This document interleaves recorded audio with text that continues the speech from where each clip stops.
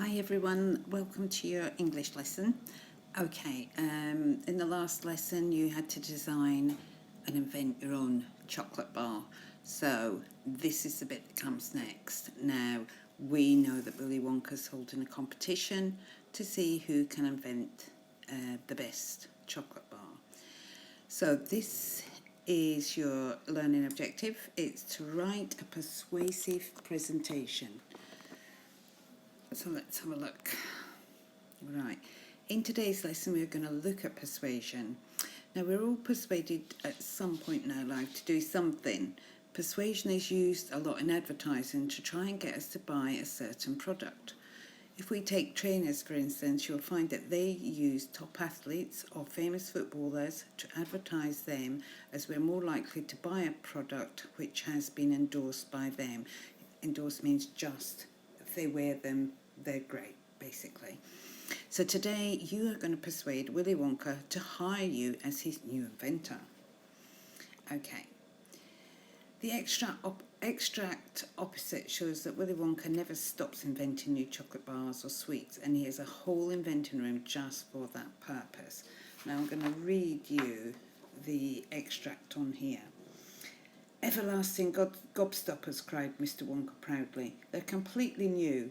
I'm inventing them for children who have very little pocket money. You can put an everlasting gobstopper in your mouth and you can suck it and suck it and suck it and suck it, and it will never get any smaller. It's like gum, cried Violet Beauregarde. It's not like gum, Mr. Wonka said. Gum is for chewing, and if you tried chewing one of these gobstoppers, you'd break your teeth off. And they never get any smaller. They never disappear. Never. At least I don't think they do. There's one of them being tested this very moment in the testing room next door. And Oompa Loompa is sucking it. He's been sucking it for very nearly a year now without stopping, and it's still just as good as ever. Now over here, Mr. Wonka went on, skipping excitedly across the room to the opposite wall.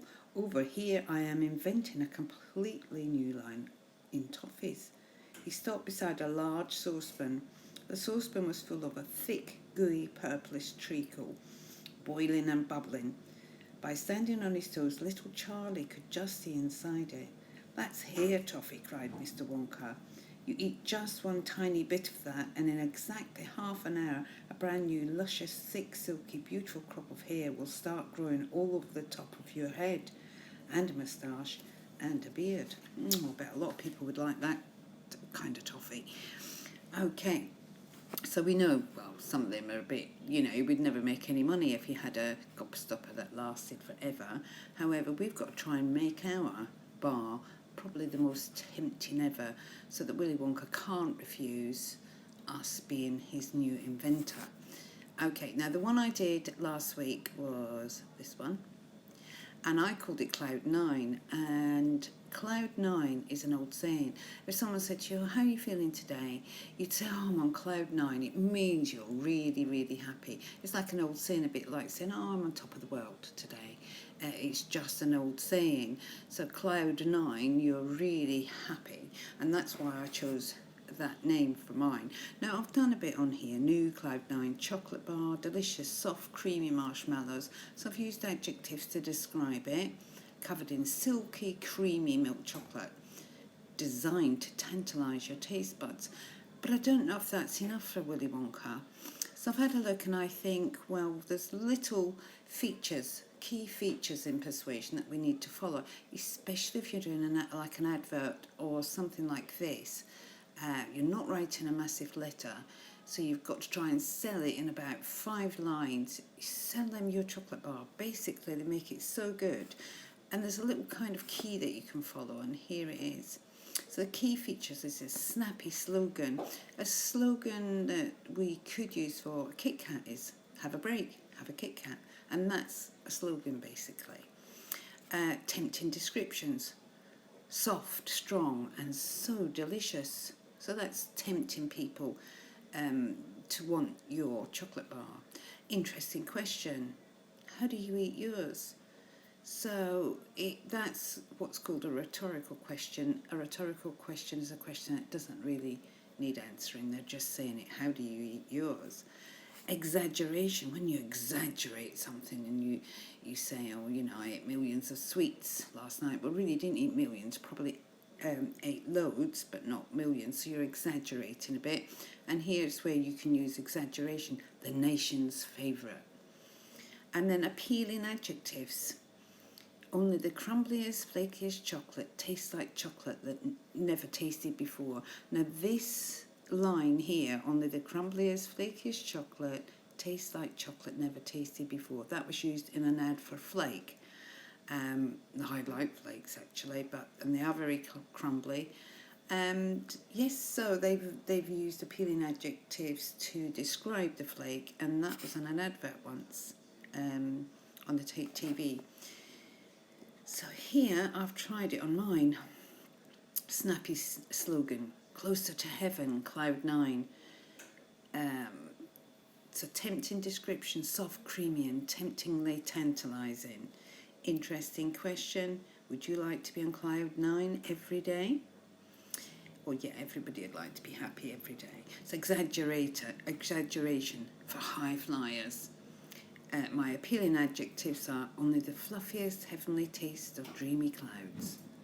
And at the bottom I've put don't miss out.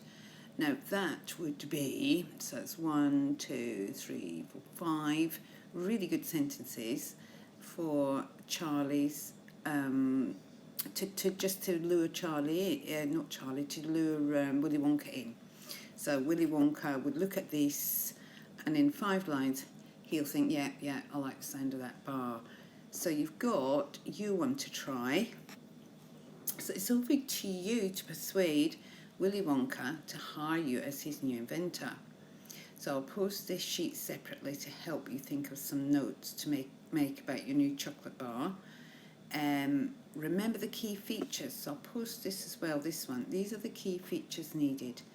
5 sentences, but with these things on: a snappy slogan, tempting descriptions, interesting question, exaggeration, the nation's favourite, that's my exaggeration, and appealing adjectives. So those lovely, don't just say, oh, nutty chocolate bar. That's not enough. Some of you might just put one adjective. It's not enough. You've got to use loads of appealing adjectives to make it, imagine that chocolate's in your mouth and it's melting, you know, that on your tongue. So this will be your sweet persuasion, and this is the name of your sweet, my sweet's particular function. So what's it going to do in your mouth?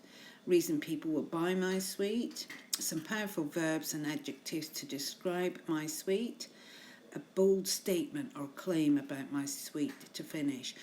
If you follow this here, though, it should give you just the 5 sentences. So it's in here now. Write your presentation. Remember, Willy Wonka is very busy, so he won't listen for long. Keep your presentation to 5 sentences. I don't want less than 5. It says or less there. I meant to stroke that out. I do want 5 sentences. So I did 5 sentences for my one there, and at the bottom I put don't miss out. Okay, so it's over to you for this, and remember your presentation.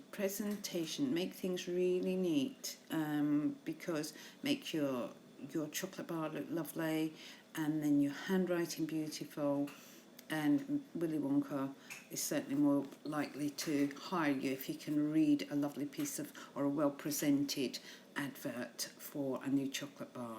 So good luck with this, and I shall speak to you soon. Bye.